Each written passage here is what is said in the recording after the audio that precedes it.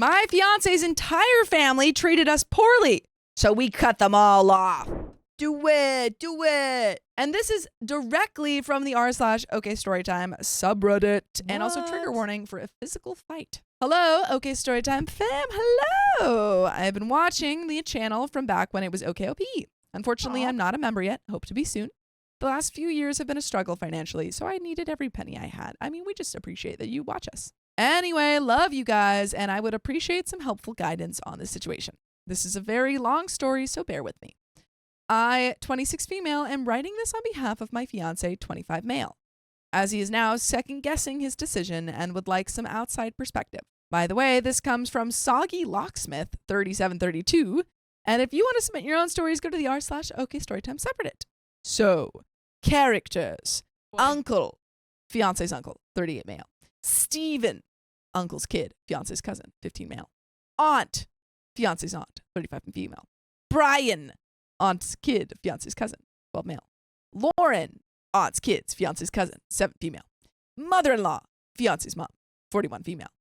Henry, oh gosh, mom's kid, fiance's half-brother, 8 male. Sam, mom's kid, fiance's half-brother, 3 male. OP, me, 26 female. Oh, there's more. Oh my God. Fiance, 25 male. BB, OP and fiance's child, 4 male. Only 3 weeks older than Sam and mother-in-law's grandson. First, a bit of backstory the day before the incident, New Year's Eve. We had our own plans for New Year's Eve, just stay at home, enjoy each other's company, and obviously have BB, their kid, in the house. Uncle was up from down south, he lives near London, for the new year. This is the first year he has ever been up for New Year. He came up with his son, Steven, fiance's cousin. We had gone to mother-in-law's house earlier in the day as her Christmas present had finally arrived, and we wanted to see Uncle. We gave the present to mother-in-law, some photo frames and heart-shaped magnets with BB, mother-in-law, and Sam, BB's uncle, which she didn't seem to really care about. So much for her always saying she likes sentimental stuff. Then some other friends of the family turned up at mother-in-law's house, and she basically proceeded to forget that we were there at all, or BB, her grandson. So we left because we felt like we were getting in the way. Later on in the day, fiance's aunt, started messaging fiance, asking what he was doing that night. Fiance obviously said nothing really, just staying at home with OP and BB. Aunt then asked him to come down for drinks at mother-in-law's house for the night. Fiance said no, as he's spending it with me and we have baby in the house. Aunt then told fiance that uncle is up. Fiance said, he knows, we've already seen him, and he's not leaving me. He did tell aunt that uncle could come to our house for a few drinks if he wants, though. Aunt then said, and I quote, "You're spending it with family." Nice to know I'm not considered part of the family, even though I've been with fiance for 8.5 years at this point, and we've even have a child together. But that clearly means nothing. Anyway, fiance said no again and left it at that. Then we went to the high street where they were doing a New Year's parade. The parade usually lasts about 1 hour. Aunt and uncle arranged to meet each other and the rest of fiance's family, but didn't ask to meet us. We just happened to run into them as they left mother-in-law's house. So we all went to the parade together. Baby was obsessed with Sam and wanted to stay with him, so we all walked together with the parade. It's at this point that I should mention that uncle is a heavy drinker, a high-functioning one. Always has a drink in his hand, day or night, but still walks and behaves as normal. Aunt is also a heavy drinker and cannot handle her drink at all, becomes very irresponsible and usually looks for a fight. So we're walking at the back of the parade, and at some point, Aunt, who was in charge of Sam and Henry as mother-in-law was at work, dumped Sam on me and fiance and said she'd be back in 10 minutes. She was running to the shop. Shocker, we didn't see her again until an hour later. End of the parade. Uncle kept walking with us periodically, drinking, and if you haven't watched Harry Potter and you've seen Hermione's bag that can hold everything, that was what his jacket was like, but with beer. The parade finished and we all headed back to mother-in-law's house as we had Sam, so no choice. We were then stood outside until Aunt turned up from wherever she had been, as she was the only one with the key. We all went in, the kids went and played in the living room, and me, fiance, uncle, and aunt went into the kitchen. For the record, the kids in this house at that point are baby, 4 male, OP and fiance's kid. Sam, 3 male, mother-in-law's kid, fiance's half-brother. Henry, 8 male, mother-in-law's kid, fiance's half-brother. Brian, 12 male, aunt's kid, fiance's cousin. Stephen, 15 male, uncle's kid, fiance's cousin. Aunt starts asking us to stay for drinks since we didn't have any plans. Obviously, we said no because we still have baby. Then Aunt tells us it's fine. She's spoken to mother-in-law and said it'd be fine if baby stayed the night. Then, once the boys were settled, we'd all go to the pub for one drink. Uncle was also agreeing with her. I said, but what about the kids? There has to be an adult in the house. They, Aunt and Uncle, said it would only be one drink and Stephen the 15-year-old could take care of all of them. Take care of a 4-year-old, a 3-year-old, an 8-year-old, and a 12-year-old. Oh my gosh, that is too much. That's a lot of kids. And does that count the baby too? I think baby is 4. Okay, gotcha. Oh, too young. Obviously, I wasn't happy with this, so they changed it to staying at the house for drinks instead. We, OP and fiancé, said only if it was okay with mother-in-law, but we were assured by Aunt that it was fine. So we went back to our house to grab baby's things to stay overnight and grab a takeaway, as we hadn't eaten yet and it was almost 9 p.m. We got back to mother-in-law's house and Aunt is walking out the door with a vodka bottle in hand.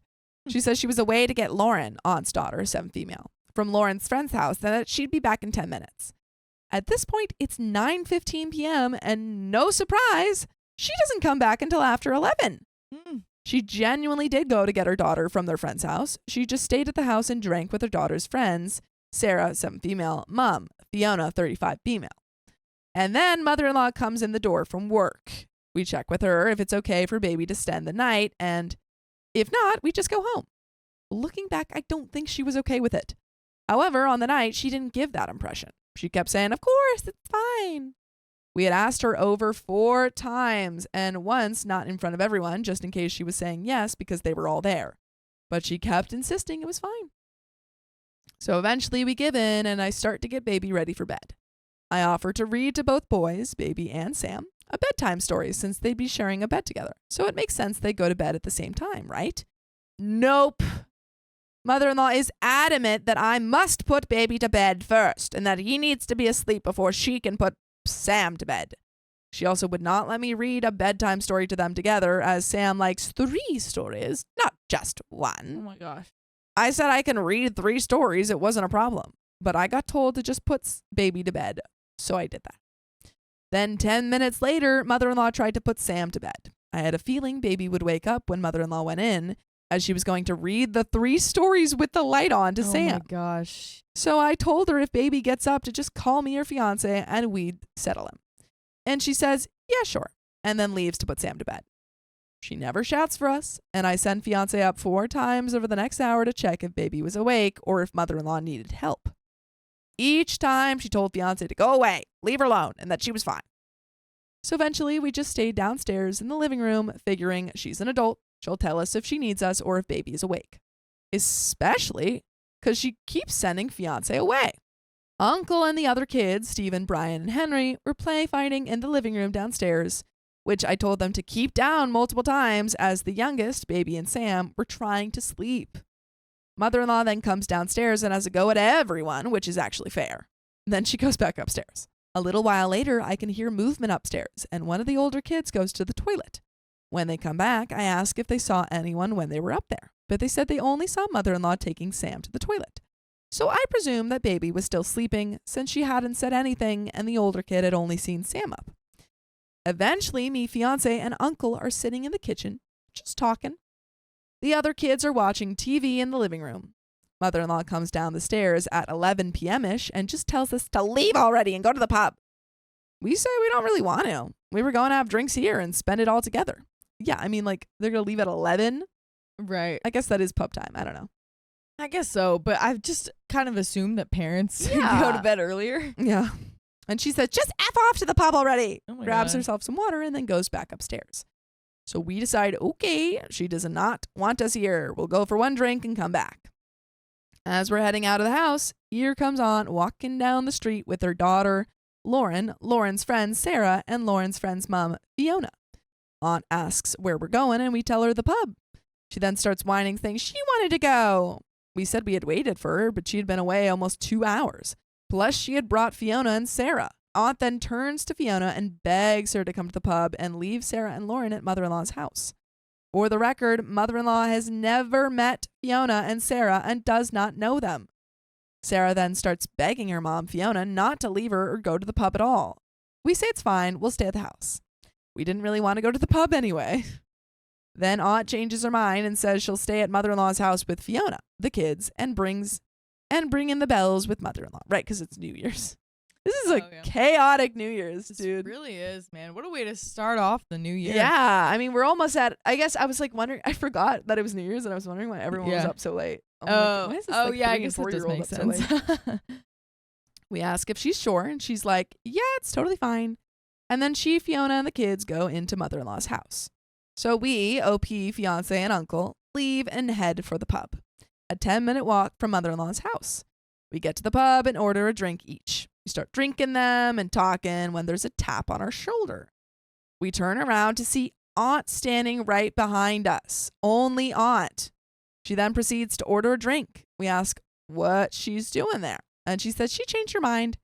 We asked if Fiona went home with her daughter, Sarah. Nope. Aunt ditched them in mother-in-law's kitchen. And we're like, what the F? She just like was in the house with them and then dipped? Yeah, she was like, okay, you guys stay there. Huh? So we put our drinks down and tell her we have to go back. It's not fair to Fiona or mother-in-law. She agrees, and it takes a bit of forceful coaching from Uncle to get her to leave. We start heading back to mother-in-law's when Aunt spots some more people she knows across the street and makes a beeline for them, leaving us behind. Uncle followed her across the street. He reminded her we have to go. She then proceeds to leave with the other people to go back to the pub and shouts, bye-bye, to us in a childish sing-song voice while laughing. This girl is bad at parenting. Yeah. Like, she literally just, like, left her kid and her kid's friend and mom. Yeah. And was like, okay, I'm going to the pub now. Bye. Have fun. So we're like, F it. Forget about her and head back to mother-in-law's. Fiona is standing in the kitchen, smoking out the back door. Sarah and Lauren are both in the kitchen. Me, fiance, and uncle join them in the kitchen. The older kids are still in the living room, and mother-in-law is still upstairs. At this point, it's like 11:40 p.m. We talk with Fiona for 5 minutes before she leaves with Sarah and Lauren to go to the high street for the bells. Uncle takes all the older kids to the high street for the bells. Me and fiance opt to stay at mother-in-law's to bring in the bells with her. It gets to midnight, and fiance goes up to talk to his mom. She tells him, to F off. I don't want to see you. I don't want to speak to you right now. Just F off. Girl is not having a good New Year's Eve. She just needs to be left alone. Yeah, and like, she could do what she wants, but literally. We're not going to talk to you anymore. Yeah, no. And I would take your kid home, too. Yeah. She then shut her bedroom door in fiance's face. So fiance comes back downstairs. He didn't even have to tell me what she said, as I could hear her. She shouted it at him. So we're feeling very uncomfortable as we sat in the kitchen. Mother-in-law then comes down the stairs for a cig a little while later, doesn't say a word to us. As she comes back in, she says, if you weren't here, I'd never have been put in this situation. We try to talk to her again, and she just interrupts us saying, I don't want to see you or speak to you until tomorrow. Get out. And with that, she goes back up the stairs. So I'm feeling incredibly guilty. I've no idea what she's talking about or how it's all our fault. All I want is to take my son and fiance and go home. Obviously, baby is asleep, and if I go get him, I'd wake Sam, which would make mother-in-law even angrier. So we decide to stay awake at our kitchen table. It was currently 12:15 a.m., and as soon as it's 7 a.m., we'd take baby and leave. I also cleaned her kitchen of all opened/half-eaten food, booze, and dishes. I then cleaned her living room of all the toys that baby and Sam had played with. Just any little thing I could do to help and not make her so angry. Uncle comes back and sits at the table with us. The older kids go into the living room to watch a movie. Aunt then comes in the door at 12:20 a.m. She's not quiet and slams the door. We tell her to keep it down. She ignores us, asks where Fiona is. We said she'd gone back to her house with Sarah and Lauren. Aunt then grabs more booze and leaves the house, slamming the door again. Mother-in-law comes down, pissed off, telling us to keep it down. And we're like, we're trying. Fiance says he's shattered and can't stay awake. So we decide to go home and come back first thing in the morning to get baby. As we're leaving, guess who's walking down the street towards the house? Aunt with Lauren. Lauren is in tears and crying. Aunt is shouting about how Fiona's a witch and nobody likes her anyway. We decided to stay to help calm Lauren down and keep Aunt quiet to not anger mother-in-law further. I console Lauren as best as I can. She then goes into the living room with the older kids and cries into her brother's arms. Why is Mom like this? Oh. Her brother, Brian, just hugs her, telling her that it will be all right. Oh. Aunt is raging in the kitchen, except now it's about her missing phone. She's lost it. We ask her if she left it at Fiona's house, but she says that witch won't have it. We're trying to explain maybe she left it on a table or something, or if it fell out of her pocket when she was walking back. We look on Life 360, the family tracking app, and it says it was just outside the house, but wasn't connected to the internet. Aunt then demands us to phone it. We explain we can't because we don't have her number, and it's not connected to the internet to be able to do it through Messenger. We had to explain this to her 5 times. Eventually, we gave up, and Uncle went out to look for her phone on the street with Aunt. Turns out it was in her coat pocket the whole time. The coat she was wearing. Of course. This woman sounds exhausting. Yeah. Oh my goodness. I would not want to go to any family function that she was at. Yeah. Do you have any thoughts about what you can do to manage this like nightmare of a New Year's? Or just like your family going forward? Dude. We'll take a brief sojourn or a brief intermission. Yeah. I don't even know. Because I just, when people get like wild and crazy like this, and Yeah. you just like, you just can't reason. you can't reason with them, can't make them any less insane, you know, like I just feel like you just have to stay away from them, or like, you know, just be like, okay, there she goes again. Okay. But like, it's hard when it's family, you know what I mean? Yeah.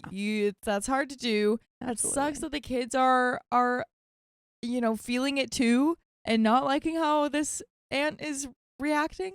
Mm-hmm. And I honestly don't know how you would like stop that person from being like that. I have no idea. The thing is, like, you can't communicate with an unreasonable person. Yeah. So you could try and have a conversation with her and say, like, hey, this behavior was pretty upsetting for your kids and for us. Yeah. But I don't think she'll listen to that. Yeah. In which case, it's just kind of like limiting being around her when you can, but also like trying to have that relationship with your nieces and nephews still. Yeah. It's tricky. It's very tricky. She then decides to leave again and go to another friend's house, Danny's. Danny's whole family are longtime friends of Fiance's family. Uncle comes back into mother-in-law's house. Uncle then gets a phone call from Danny, but turns out it is Aunt using Danny's phone and begging him to come to Danny's house. Uncle says nope and hangs up. Seems like the uncle's chill, which is good. Yeah, that's good. Aunt does the same thing using Danny's phone and phones Fiance saying the same thing. Fiance hangs up on her mid-sentence. Then 10 minutes later, Fiance gets another call from Danny. This time it's actually Danny. And she says they're welcome to go over if they want, and that some family members of Danny's are over visiting. And Fiance and Uncle haven't seen them in years. I offered to stay at mother-in-law's house if they wanted to go and have a catch-up with those family friends. They had just come to the decision to go when the front door slams open, and Aunt comes back shouting Uncle and Fiance's names. She's come to take them to Danny's, and she wasn't going to take no for an answer. Aunt was told to keep it down by all 3 of us, and she says, who cares? Mother-in-law then comes down the stairs, angrily shouting at Aunt, get the F out of my house before I hit you, and don't come back. Uncle and Fiance get her out and go to Danny's. Mother-in-law comes back upstairs. Then 5 minutes later, it's about 1:40 a.m.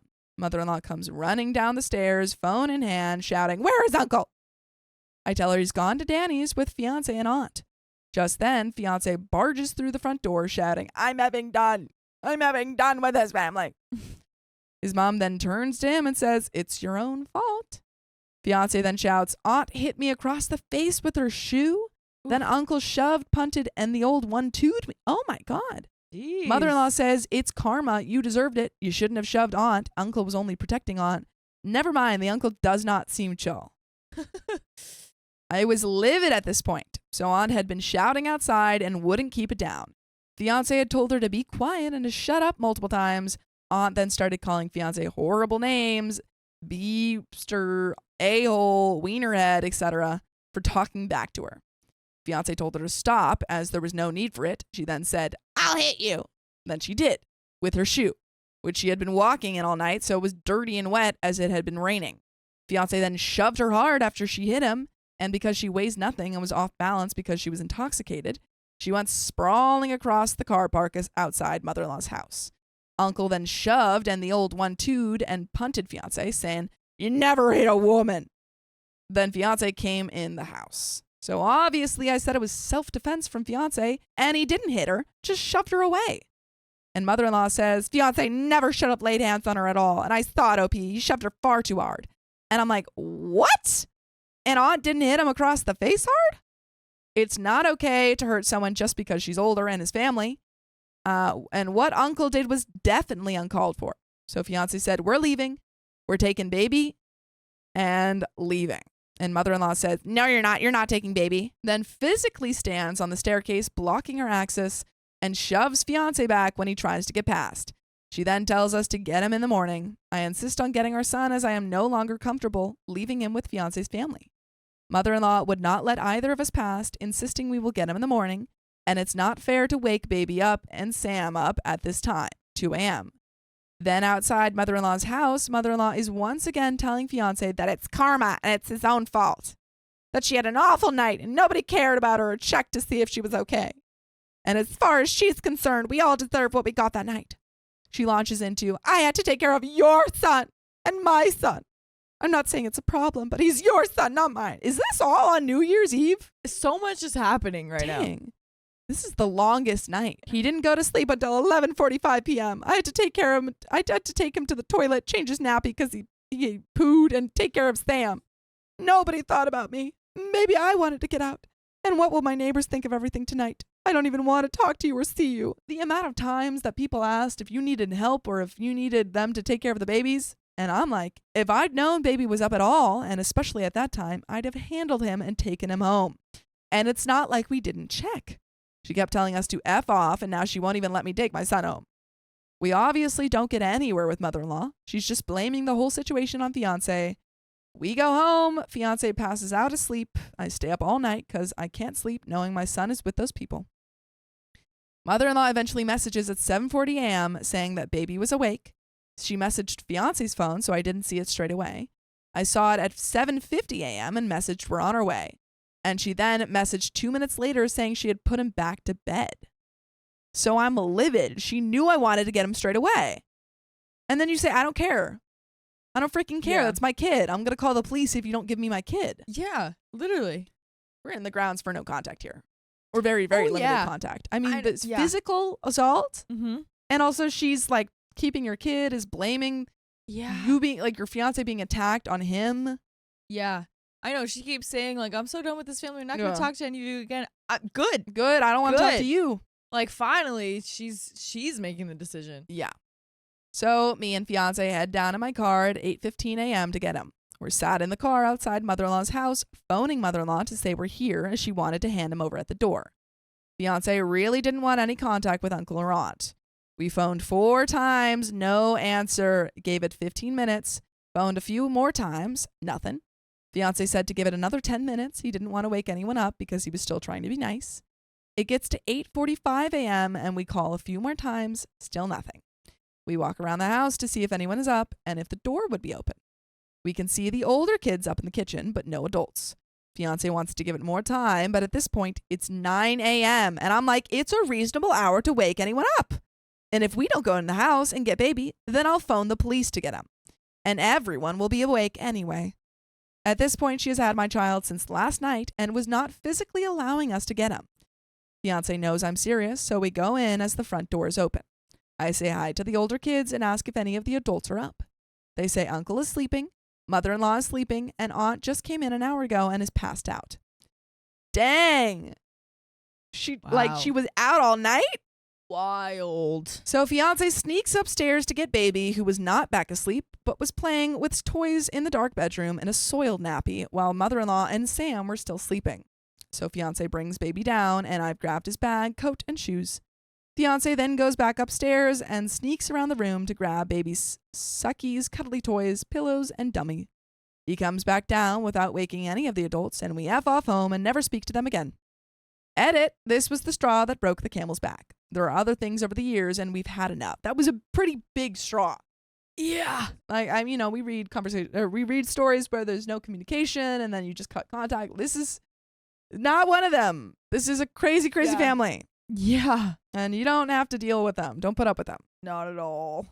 This year alone, end of June, fiance's grandparents are up from down south, and them plus aunt's family Plus, mother-in-law's family go on days out for family meals at restaurants. We asked ahead of time if there were any plans, and were told no. Then fiance will look on his family tracking app and notice they have effed off. And when he confronts them, it's always the same. It was a last-minute decision, or we weren't sure you'd come. We never refused ever, and they could have messaged or asked. Then there was the bonfire night this year. We asked if there was any plans to meet up. Got told everyone was doing their own thing. So we went to McDonald's, and as we pulled up, who were all in there enjoying time together? Mother-in-law's family, aunt's family, and his grandparents. Fiance obviously said something to them. They brushed it off and told us to sit with them. Then they left before our food even arrived. Then there was baby's birthday this year. Not one of fiance's family wished baby a happy birthday. My family was messaging me since 6 a.m. saying happy birthday to baby. My brother even messaged as soon as he got up for work. He was working night shift. And not one message from fiance's family. I then sent videos, photos of baby's birthday at the carnival on my family chat, and everyone was interacting and stuff. Then fiance told me to post it on his family chat, so I did. Keep in mind, none of them have said happy birthday yet. All we got was a thumbs up emoji from fiance's granddad. Even the next day, New Year's Eve, when we were at mother-in-law's house, she wasn't interested in how her only grandchild's birthday was. And that's just this year. This type of stuff has been going on since I first met my fiance 8.5 years ago. I mean, yeah, this is your family is, or his family is just really, really whack. Not so. Yeah. Like, I think this is, you can try and have a really limited relationship with them, but I think, unfortunately, you have to get rid of the expectation that they are going to do anything to you or try and involve you in any way. Yeah.